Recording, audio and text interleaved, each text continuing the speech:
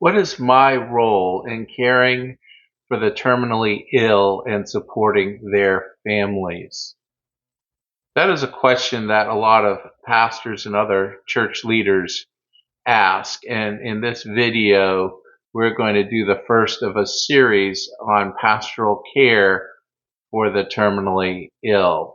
And I'd like to just jump right in and start with the material. At the end of this video, I'll share a little bit more about my credentials and why I feel I'm able to speak to this.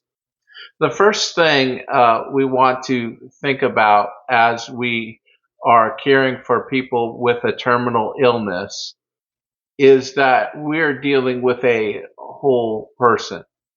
Oftentimes, pastors and church leaders are so focused on the spiritual component of a person's life that they overlook unintentionally how different aspects of a person's being can impact that spiritual life that they have. And the first thing that we really want to do as we jump into this idea of providing pastoral care for the terminally ill and their families is to recognize the spiritual component, but not recognize the spiritual component alone. And the most important thing that somebody who's facing terminal illness is dealing with is the question of eternity, the question about what happens after the physical body dies. And in the Christian tradition, as a Christian pastor, I believe that we are made with body and soul. That in Genesis 2, we read how God breathed life into the man that he had formed from the dust of the ground. That there is some non-physical component to our being that's not made up of molecules and atoms and cells and those kinds of things. That we call the soul. What makes us who we are, our essence of being is our soul, and our body is the physical, joined physically together with that soul, where we can't really, in this life, we can't separate the two, but at death and the death of the physical body, and the soul gets ripped apart from the body. And I believe for Christians, that soul enters into the presence of God and is for eternity of blessedness. But we've got to recognize when we're providing pastoral care that somebody can be in a church for their whole lives and see truths all the time and hear truths. But a lot of spiritual truths people don't hear, and it kind of goes in one ear and out the other, if you will, until it becomes very, very relevant in their life. And most people do not spend their time thinking about death, thinking about dying, thinking about their end of life. So even though you might be preaching or teaching for years and people may be exposed through Bible reading and everything to the concepts of the end of life, eternity, all those things, they're not going to necessarily be really focusing on them in a sense that it's really real and relevant in their life, in that that they're not really going to think about it that much. And now all of a sudden they're meeting with a physician or whoever is giving them a terminal diagnosis, and they're realizing that their end of life is much closer than what they had realized. So there's lots of spiritual questions that come up. There's lots of things that become more real, and people are paying more attention when they know their life is coming to an end.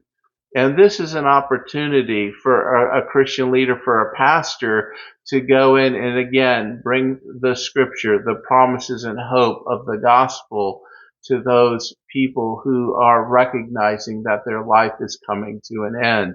It's the simple things.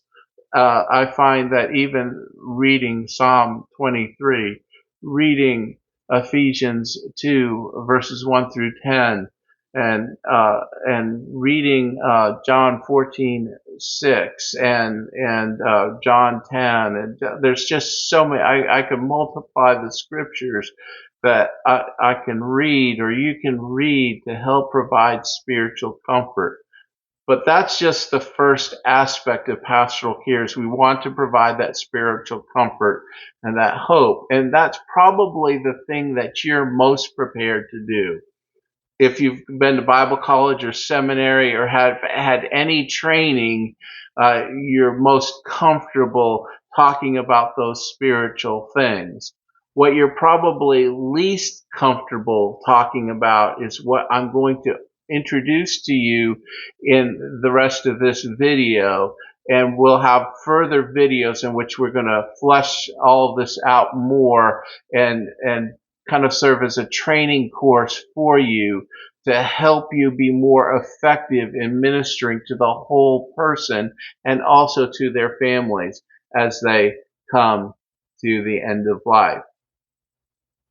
Another component, besides the spiritual component of this, is how people deal and process the news about a terminal diagnosis, about a disease process that can't be cured or is beyond medicine, and maybe there's treatments to do, maybe they're deciding not to do treatment, but just this feeling that there is hopefulness and this reality about what's coming. And that can create a lot of thoughts in people that are beyond just the thoughts about my soul, what's going to happen to me after I die, that spiritual component. There's also components about how is all this going to impact my family. And people that are faced with a terminal diagnosis are often very anxious, especially if there's tension in the family and everything, very anxious for forgiveness and reconciliation. There's also this component of, what do I do next? What kinds of, what steps do I take? And oftentimes people feel the most lost in those thoughts about, what do I have to do? What do I have to do to get ready for this? What do I have to do to know that everything's going to be taken care of? And that's where you, as a pastor, as a leader, if you're better equipped in understanding these different things and ministering to the whole person, you'll be able to come in and help them with all these thoughts and questions in their mind and help them process things, because the doctors, their healthcare providers, are going to provide them with a lot. And it's almost like trying to drink water from a fire hose. It just takes a lot of processing. And if you can come alongside and help them process some of those thoughts that they're having that come out of all that's going on in their interactions with the healthcare system, it would be helpful. Another component of this is the emotional component, because getting news like this, some people are fearful.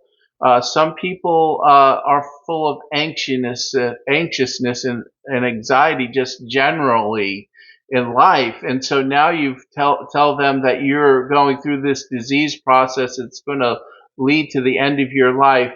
And there is a lot of emotional kinds of things going on. In fact, emotionally, there may be a lot of questioning. God, how could you do this to me? How could you let me get this disease? I'm too young to die. There's all sorts of questions that can come up, and emotions, and those emotions and those questions together can create doubts, can create a lot of internal conflict. And part of pastoral care is to listen to those emotions and not belittle them and not make somebody feel bad for having lots of different emotions, depression, anxiety, because getting that kind of news that your life is going to end soon or is likely going to end soon can create a lot of different emotions and feelings inside you. And both your thoughts and your feelings, those two components, together with your spiritual life, can impact you. I've seen a lot of people facing terminal illness will get very spiritually depressed, will start to have doubts in their faith when you think the opposite would happen, uh, just because of what's going on emotionally. And realize what we want to get to the next one is physically, that there is a disease process at work in a person's body that is going to affect them deeply, and it's going to affect their emotions, it's going to affect their thoughts, and it's going to affect their spiritual life. There can be disease processes that cause altered mental status, confusion.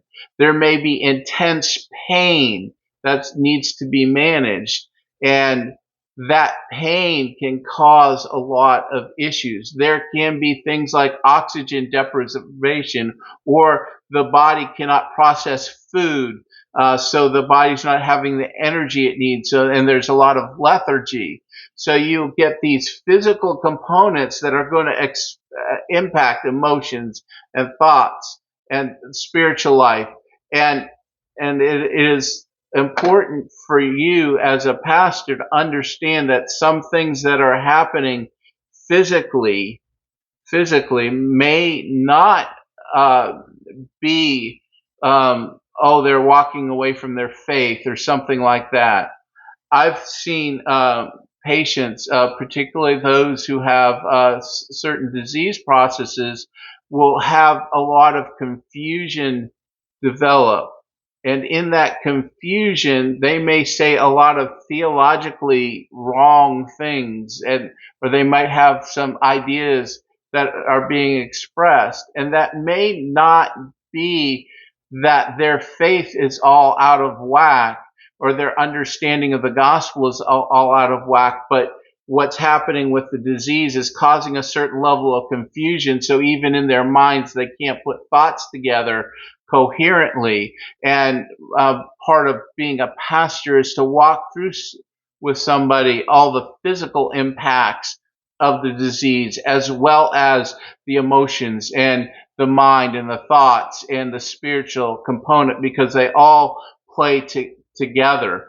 And I've seen this time and time again, where people, particularly people young in ministry, will begin to put too much emphasis on what people are saying in the moment, uh, when they have a whole lifetime to look back on faithful belief, and not be able to help somebody deal with some of those things that they have. Maybe those thoughts are cogent and they are having doubts and they're having questions.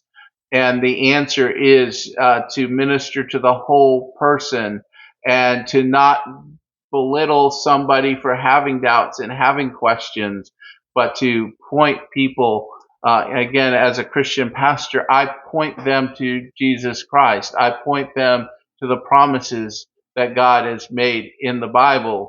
And rather than try to argue and debate, especially if somebody's not really able to really have a good thought process, it's just not a beneficial or helpful thing to do. It's much better to listen.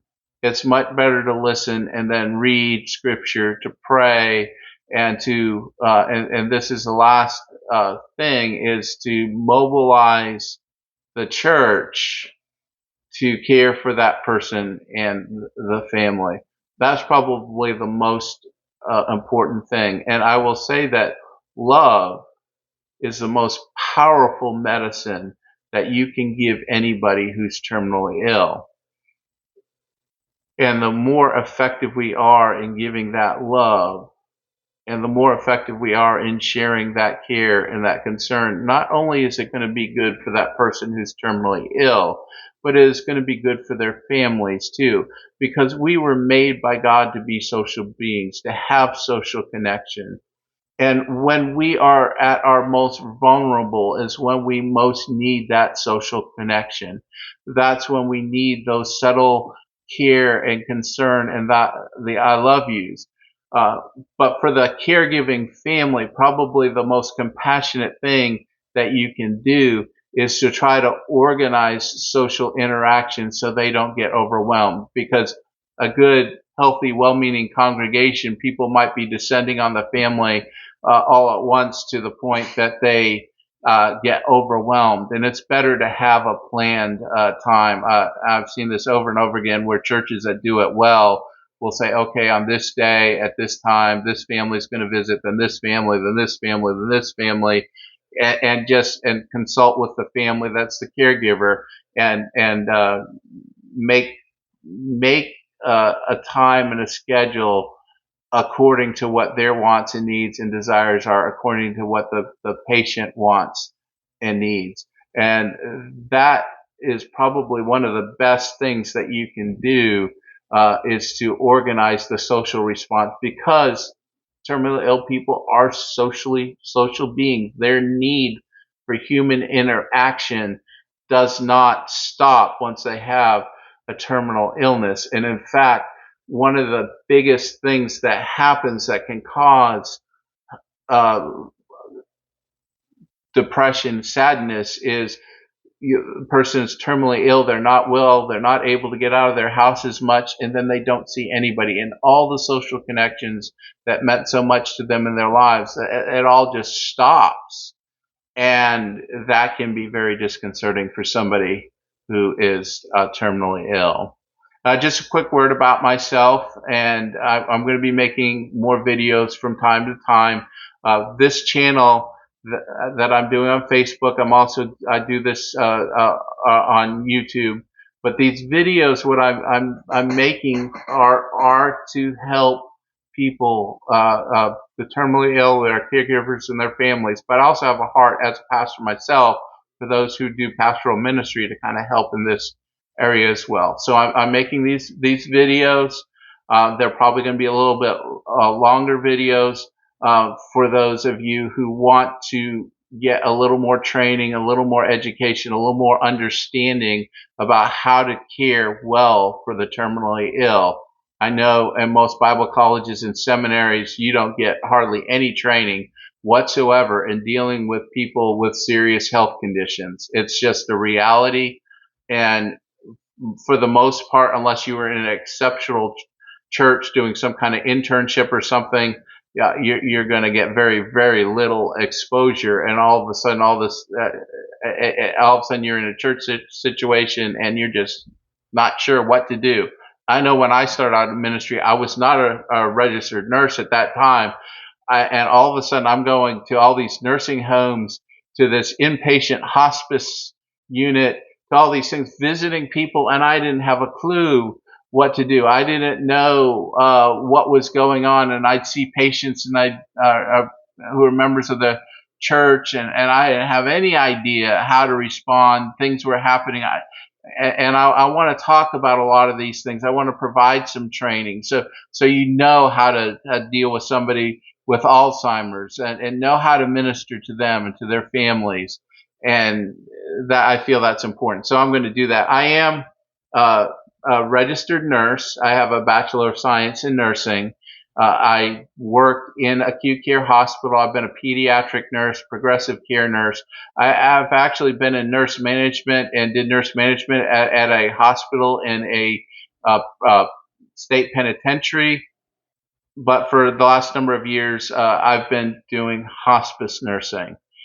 So I do have some experience nursing. I became a nurse in order to support ministry, because I have a burden for small towns and rural areas, and they often can't afford a full-time pastor. And the other kinds of work that I was doing to support myself in ministry just didn't provide the consistent income that I was looking for. And I was looking for a better paying income, so I wouldn't have to work so many hours of overtime support myself while serving a church. I do have a Master of Divinity degree, plus I went to seminary for an additional year and got training in church history and theology beyond the normal seminary degree. So all the schools I've been to have been fully accredited, and I am ordained in my denomination. So I do have some training. I've been in ministry since 1991, and so I do have some training and knowledge I really like to share with you. I'm a low tech operation.